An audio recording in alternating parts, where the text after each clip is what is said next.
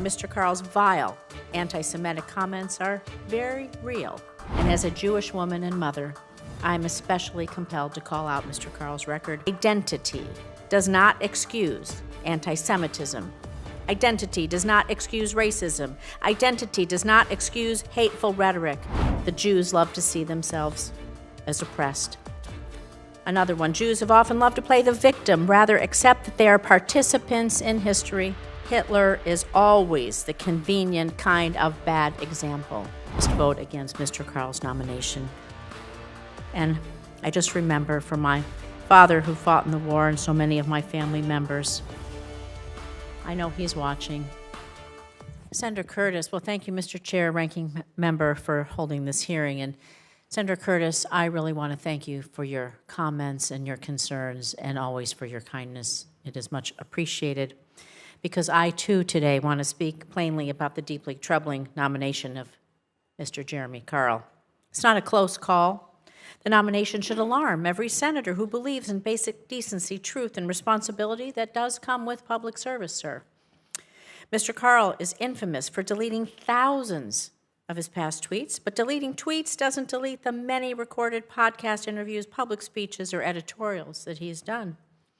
As many of my colleagues have and will point out, Mr. Karl's vile anti-Semitic comments are very real, whether he tried to erase them or excuse them. As co-founder and co-chair of the Senate's bipartisan task force for combating anti-Semitism, the only former synagogue president to serve in the United States Senate, and as a Jewish woman and mother, I'm especially compelled to call out Mr. Karl's record.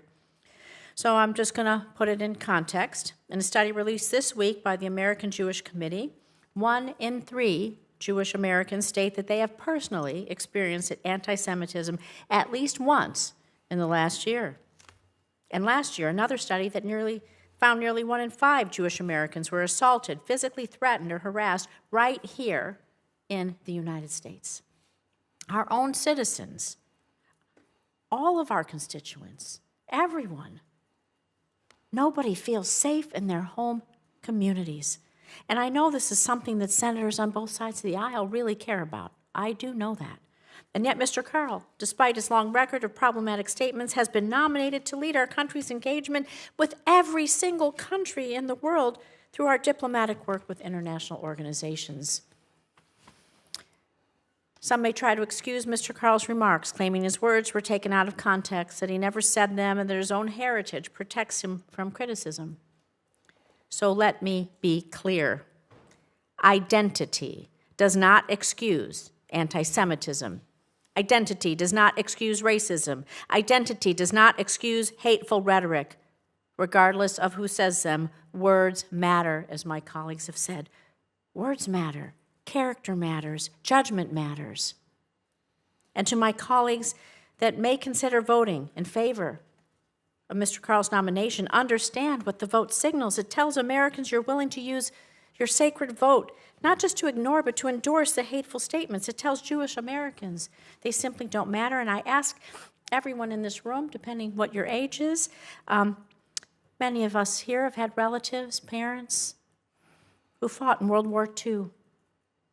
We know those stories. Thank you for your service. I see a Vietnam veteran in the audience.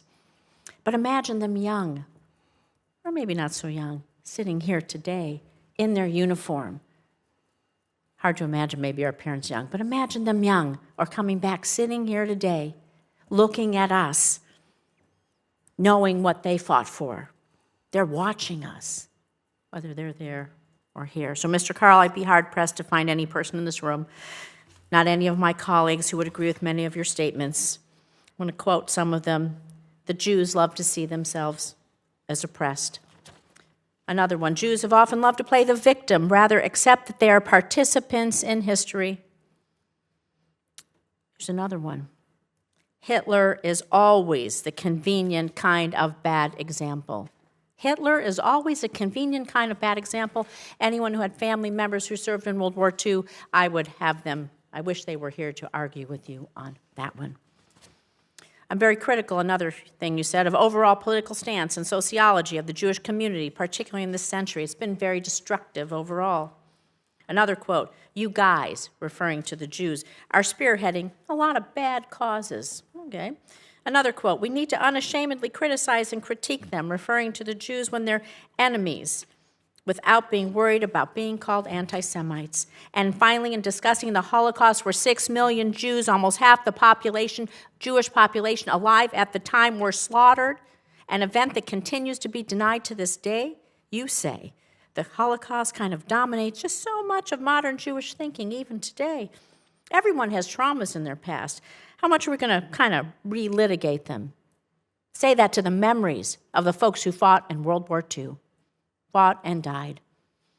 So speaking to my colleagues, a vote in favor of Mr. Carl is a full-throated endorsement of any and all of these statements. I know everyone cares about the rise of anti-Semitism here and around the United States and around the world. And if you have empathy for the Jewish community, communities experiencing hate, simply tired of advancing nominees who I doubt will be respected on the world stage, you must vote against Mr. Carl's nomination. And I just remember from my father who fought in the war and so many of my family members, I know he's watching. I know other parents are watching. I know our children are watching. I know the world is watching. Remember my colleague, Senator Rosen, she was reading comments to you where you had been saying, man, Jews play the victim. Jews like to be the victim. And yet you're making a claim that whites are victimized by a cultural genocide when all the statistics would say, not just in history, but today, that whites are very well represented at every level of every institution. They're very well represented in the incomes of Americans. And that doesn't mean each person is high income or each person is a Supreme Court justice, but you could look institution after institution in this country, and the facts completely rebut the notion that whites are victimized by a cultural genocide. I have a question for Mr. Long I want to get to. Mr. Long, we've had a little controversy in the last couple weeks about Iceland. President Trump gave a speech in Davos, and he said, I'm helping NATO until the last few days when I told them about Iceland, they loved me. The problem with NATO is that we'll be there for them 100%, but I'm not sure that they'll be there for us. They're not there for us in Iceland, that I can tell you. Our stock market took the first dip yesterday because of Iceland. So Iceland's already cost us a lot of money. Now, the White House said the president didn't mistake Greenland and Iceland. Senator Rubio at a hearing here last week or 2 weeks ago said the president mistook Greenland and Iceland. But let me ask you this. Do you know of any problem we have with Iceland? Has Iceland cost us a lot of money? Did Iceland cause our stock market to decline? Are you aware of any facts that would support that Iceland has cost us a lot of money or hurt our stock market? Everything. We won't take this against my time, I guess, but don't you have a nexus to Missouri also? Like I do. I thought. I'm a Mizzou grad. I got two here now. I got a couple of opportunities. But, Senator, everything that I have been given to understand, everything I've been studying the last 6 months, Iceland is a very good ally, as you know.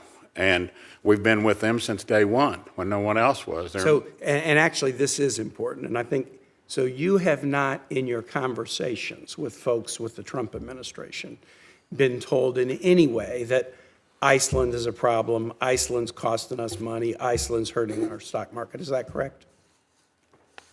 I have not been told that, no. Okay. And I think it's just the opposite. I think Iceland's we were talking earlier, I'm not sure if you were in the room or not, but about. Well, you were talking about how you regretted the 52nd state thing. That's right, when I walked in. The economy and the biotechnology that they have in Missouri, the state of Missouri, as you know, in St. Louis, Raleigh, Kansas City, huge in biotech. Mm-hmm. And I'm excited to get over there and get, have opportunities to get things going. But I'm a people person. I was an auctioneer, real estate broker, salesman, and I enjoy people. I just do. And if you go over the House and check through the Democrats that are still there, that was there when I was there, I had as many friends on the Democrat side of the aisle as I did. I'm over time, but I'm just really glad to hear that you've not been given any, warning or instruction or expression of concern from the administration that Iceland is a problem, because I think they're an ally. Thanks, Mr. Chair. Thank you. Big ally.